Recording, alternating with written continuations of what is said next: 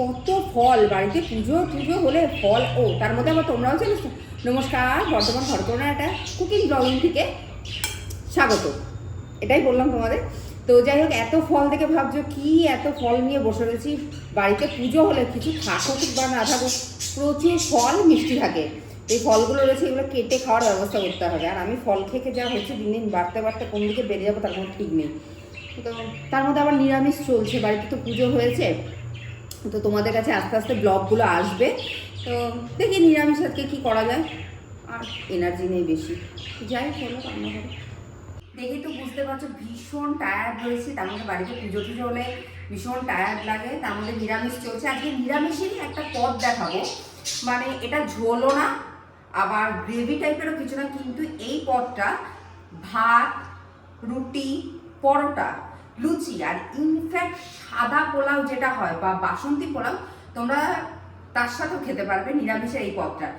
আজকের পদটার নাম হলো, বা মেনুটা যেটা বলতে পারো, তাওয়া বেগুন ভাজা। তো বেগুন ভাজা মানে নুন হলুদ দিয়ে শুধু বেগুন ভাজা সেটা না, বেগুন ভাজাটা খেয়ে রাখো, দারুণ খেতে হয়। তো চলো কি কি লাগছে সেটা দেখিয়ে দিই, চলে আসো। তো চলো কি কি লাগছে আজকে রান্নাটা করতে তোমাদের সাথে পরিচয়। প্রথমেই লাগছে বেগুন। এই দেখো আমি বেগুনটা কিভাবে কেটে নিয়েছি, একটু মোটা করে এরকম ভাবে কেটে নিয়েছি, ডায়মন্ড শেপ করে। তার সাথে লাগছে পাতিলেবু, ধনেপাতা কুচি, লঙ্কা গুঁড়ো, হলুদ, নুন, আর এটা হলো বেসন। আমি এই বেসনটা হালকা শুকনো খোলায় টেলে নিয়েছি। প্রথমে বেগুনগুলো আমি একটা পাত্রে তুলে নিচ্ছি। একটা গোটা বেগুনের জন্য একটা পাতিলেবুই যথেষ্ট। নুন দিচ্ছি,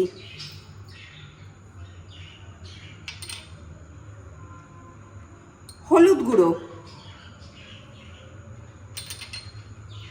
যেহেতু বেগুনের নিজস্ব কোনো স্বাদ নেই, হালকা মিষ্টি থাকে, কিন্তু এই ধরনের বেগুনগুলোতে মানে খুব একটা স্বাদ নেই বলে আমি একটু ঝালঝাল করব, তাই আমি একটু লঙ্কার গুঁড়ো দিচ্ছি একটু বেশি পরিমাণে।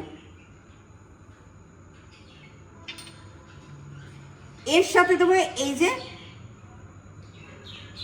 ভাজা বেসনটা।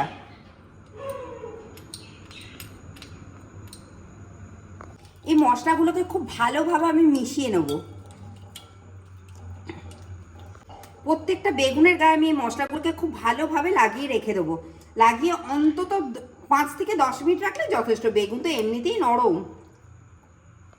প্রত্যেকটা বেগুনের গায়ে খুব ভালোভাবে মশলাগুলো মাখানো হয়ে গেছে। এবার আমি মাখিয়ে 5 থেকে 10 মিনিট রেখে দেবো, তারপর আমি ফিরে আসছি।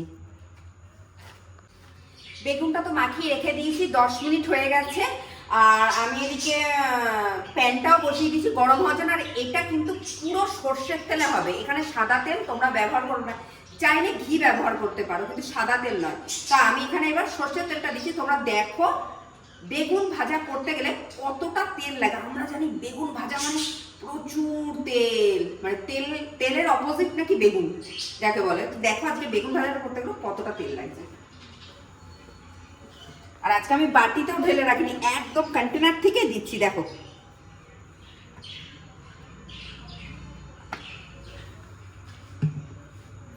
আমার তো মনে হয় এটা 1 চামচের থেকেও, মানে 1 চামচ হবে মনে হয় না, 1 চামচের থেকেও কম হবে বড়। তেলটা খুব ভালোভাবে গরম হয়ে গেছে।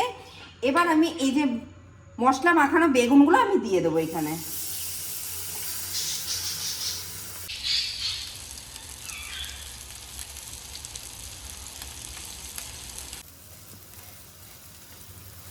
কম তেলেও কিন্তু বেগুন ভাজা হয়, দেখেছ? সেটা দেখিয়ে দিলাম। এইভাবে তোমরা এবার খেতে পারো, কোনো অসুবিধা নেই। এর ভেতরে চাইলে তোমরা 1-2 কোয়া রসুন একটু গ্রেট করে দিতে পারো, আরও সুন্দর স্বাদ হবে। আর ডায়েটে এটা চলতেই পারে, না চলার কিছু নেই, খুব একটা মোটা হবে না এগুলো খেলে। একদম রেডি হয়ে গেছে বেগুন ভাজাগুলো। এবার আমি পরিবেশন করে ফিরে আসছি।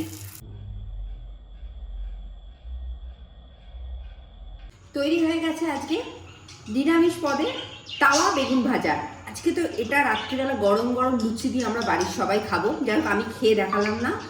আর আজকের রেসিপিটা, আজকের ভিডিওটা যদি ভালো লেগে থাকে তোমরা অতি অবশ্যই আমার চ্যানেলটা সাবস্ক্রাইব করো, শেয়ার করো, লাইক করো, কমেন্ট করো। আর কিছু ভুল হয়ে থাকলে নিজেদেরও ক্ষমা করো, যেহেতু শরীরটা তো ঠিক নেই, আশা করি বুঝতেই পারছো। তো যাই হোক, আর বেশি দেরি করবো না, চলুন।